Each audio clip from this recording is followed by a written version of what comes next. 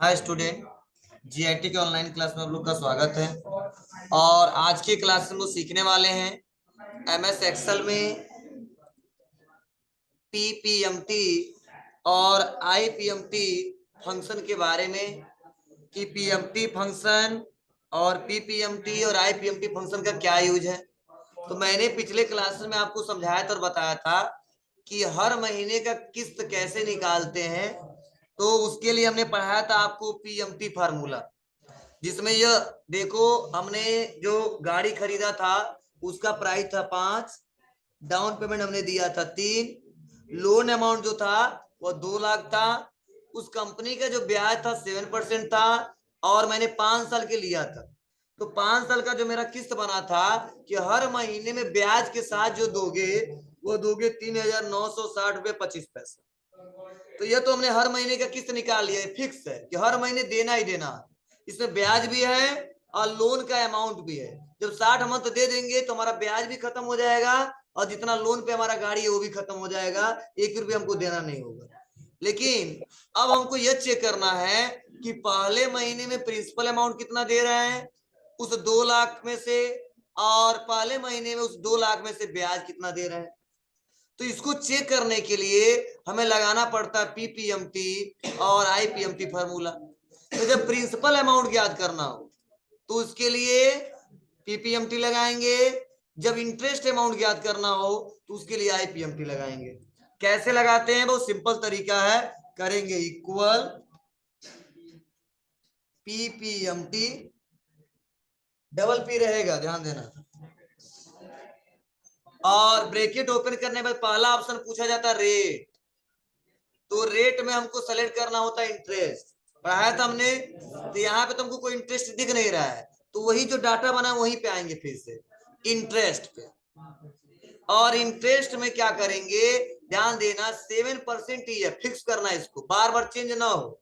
तो इसके लिए हम यहाँ पे F4 बटन दबा के वैल्यू को फिक्स करेंगे, रूल है, नहीं करोगे तो गलत आएगा।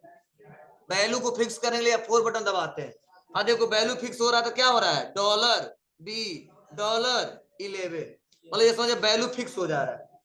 क्या दबाएंगे जी, उसके बाद से डिवाइड बाई 12 कामा कर पर। तो पर में हर मंथ का चेक करना है, 1 2 3 4 ऐसे एक एक करके। तो पर में हम लोग जो अभी बनाए हैं डाटा 1 2 3 उसको सेलेक्ट कर लेंगे।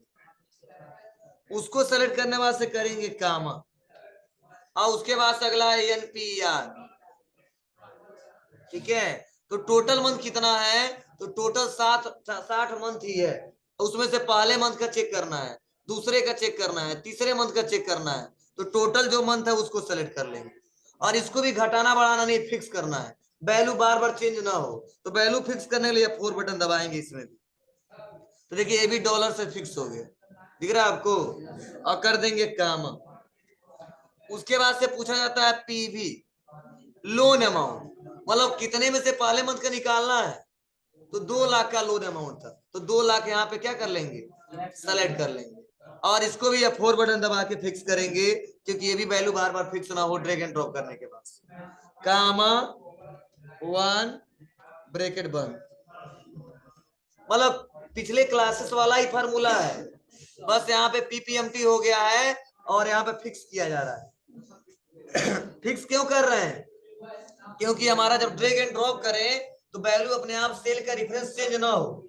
ऐसा ना हो कि 11 से 12 हो जाए, समझे। जैसे हम लोग ड्रैग एंड ड्रॉप करते थे 11 से 12 13 आ जाता है ना, तो हम उसको फिक्स करना चाहते हैं, किसको, 7% जो सेल है।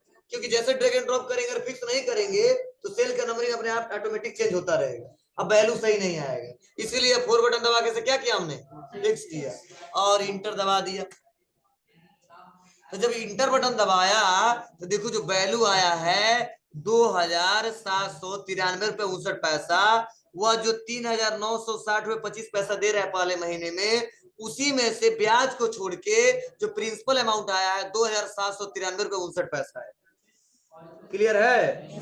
उसके बाद से हमको करना क्या है, यहाँ पे ब्याज निकाल दिया, अब इंटरेस्ट निकालना है। तो करेंगे इक्वल आईपीएमटी ब्रैकेट ओपन, फिर से वही प्रोसेस, रेट, तो सेलेक्ट इंटरेस्ट, और इसको भी फिक्स करना है, मतलब बार बार चेंज ना हो। तो F4 बटन दबाएंगे और F4 बटन दबा के डिवाइड बाई 12, सेम वही कंसेप्ट है, कामा पर, तो पर मंथ का चेक करना, पहला दूसरा तीसरा ऐसे करके। तो इस वाले मंथ को सेलेक्ट करें, नए वाले को कर देंगे काम, इसको नहीं फिक्स करना है क्योंकि वैल्यू चेंज कराना है 1 2 3 4 5, इसलिए फिक्स नहीं कर रहे हैं इसको। और अगला है एनपीआर, टोटल मंथ कितना है 60 मंथ, इसको सेलेक्ट करके ड्रैग एंड ड्रॉप करने पे चेंज ना हो वैल्यू, इसलिए ब्रैकेट क्या करेंगे F4 बटन दबा के फिक्स कर देंगे। अब कर देंगे कामा, और कामा करने के बाद से यहाँ पे पीवी प्रेजेंट वैल्यू, तो लोन अमाउंट है, ये भी फिक्स हो जाए, बार बार सेल का रेफरेंस चेंज ना हो। तो यहाँ पे सेलेक्ट करके और F4 बटन दबा के इसको भी फिक्स कर लेंगे। मतलब इतना समझो, जो पुराने वाले डाटा में से जो भी सेलेक्ट करें उसको क्या करना है, फिक्स करना है। क्लियर है, अगर नहीं याद होगा तो। और लास्ट में कर देंगे कामा 1 ब्रैकेट बंद और इंटर। तो टोटल आ गया उस 3,960 रुपए 25 पैसे में, ब्याज आ गया 1166। तो प्रिंसिपल अमाउंट भी पता कर लिया, कितना दे रहे हैं 2 लाख में से, और कितना ब्याज दे रहे हैं 2 लाख का पहले मंथ में 1166। अब देखो इक्वल करेंगे, और प्रिंसिपल अमाउंट प्लस उसके बाद से इंटरेस्ट अमाउंट टोटल जोड़ेंगे तो ईएमआई के बराबर आना चाहिए, क्योंकि हर महीने में उतना ही आना चाहिए। इंटर दबाएंगे तो आ गया 3,960 रुपए 25 पैसे। हम लिख नहीं रहे हैं, फार्मूले से निकल रहा है। अब तीनों को सेलेक्ट कर लो, अब सेलेक्ट करके ड्रैग एंड ड्रॉप करो, देखो ये वैल्यू हमेशा बराबर रहेगा। अब इंटरेस्ट कम होता जाएगा, अब प्रिंसिपल अमाउंट बढ़ता जाएगा। बस यहाँ पे फिक्स कर दिया, ड्रैग एंड ड्रॉप कर 60 मंथ तक। लास्ट में वही वैल्यू कहां तक चला गया, 22 रुपया गया, लेकिन यह वैल्यू कितना ही है, कितना है उतना ही है। लेकिन हम नीचे ड्रैग एंड ड्रॉप करें, चलो हमें आते थोड़ा सा और कर देते हैं यहाँ पे। अब बताओ क्या, जब पूरा लोन वोन ब्याज खत्म हो गया फिर से वैल्यू आएगा, नहीं आएगा। ड्रैग कर दें, चलो दो,